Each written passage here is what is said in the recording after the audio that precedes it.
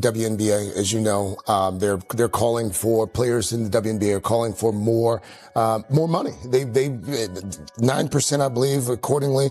They get 9% of total revenue compared to roughly 50% of the revenue of NBA players. Should they be getting a larger share of the revenue in the WNBA? Yes. I mean, I think share isn't the right way to look at it because there's so much more revenue in the NBA. I think you should look at it in absolute numbers in terms of what they're making, and they are going to get a big increase in this cycle of collective bargaining, and they deserve it. $50 million, a number now whispered in boardrooms, sounds so outrageous that it makes the WNBA's typical $76,000 rookie salary feel like a cruel punchline. A decision that was never supposed to exist has just been approved, lighting a match under the entire league and exposing a terrifying new reality. The once proclaimed untouchable stability of women's basketball has been shattered. Someone walked away smiling, leaving behind an inferno of unanswered questions. The real shock isn't only who received the staggering payout, but who just lost control of their most valuable assets, and why this seismic shift changes everything about the future of professional women's sports. The ceiling was never fixed. It has just been blown wide open. Rocket. Heard her in the past go on record and talk about money and her expectation and her hope that she makes enough money to build a house somewhere. The tone that she took had some people pessimistic about whether she would be returning to the Fever. But we can see from here that her mentality is not that she is going to be leaving. She is going to get plenty of money because of the nature of the CBA that is being negotiated. In the last CBA, she was making about a half max contract, just over $100,000 per year. For years, the core issue has been the WNBA's revenue share. Just 9% for its players, a stark contrast to the NBA's roughly 50%. Players have been vocal in demanding more, rightfully feeling undervalued, even though simply comparing percentages can seem misleading given the NBA's massive revenue scale. Still, the actual dollars players take home tell a powerful story. A meaningful increase is finally on the table in the current collective bargaining cycle, and it is long overdue.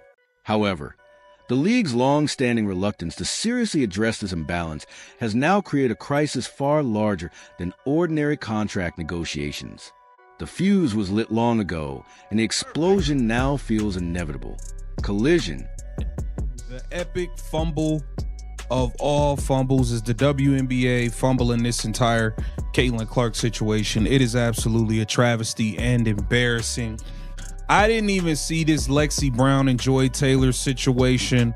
I've posted plenty of things with Lexi Brown. Lexi Brown was one of the people that admitted Caitlin Clark was targeted by WNBA players. She admitted that there was a level of hostility toward Caitlin Clark that was not. Caitlin Clark herself had previously expressed a simple hope of earning enough to one day build a house, a modest expectation that quietly revealed her growing frustration.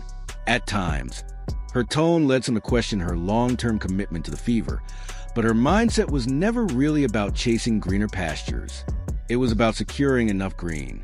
Under the previous CBA, she was earning just over $100,000 annually, essentially a half-max contract.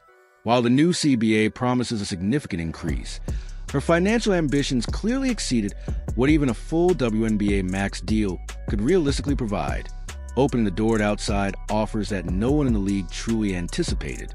When she announced she was going pro, I immediately ran over to Lynn Dunn and said, "We have Elvis." She's like, "What?" I said, "There's been a lot of singers in music. There's only one Elvis. This is Elvis." And I knew, I've been in sports for 40 years. I knew this was something special. There's moving the needle. She's the needle. And I say it, there's been no one like her in. The WNBA spent years trying to convince the world that it was finally stable, growing, and untouchable. Yet it somehow fumbled the one thing could least afford to mishandle: the Caitlin Clark phenomenon. Many have called it the epic fumble of all fumbles, a truly embarrassing and traumatic misstep. Even fellow WNBA player Lexi Brown openly admitted there was a noticeable level of hostility directed toward Clark, something not seen with any other player. While the league congratulated itself, the sports world watched a masterclass in undervaluing a golden goose, a catastrophic mistake that ultimately cost them dearly.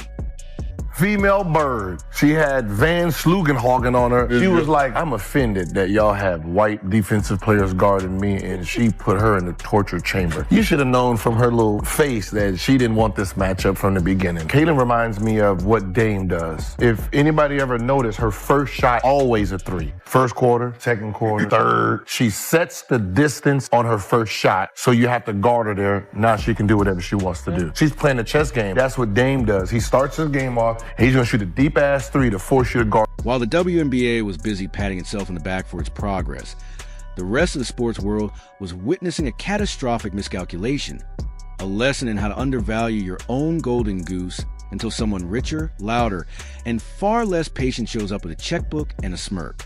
From the moment Clark announced she was turning pro, seasoned sports executives knew they had something extraordinary. Not just another star, but the one who could move the needle itself. For decades, at least one veteran recognized this was a true game changer unlike anything women's basketball had ever seen. Yet somehow, the league remained blind to the full scale of the once-in-a-generation talent in its hands.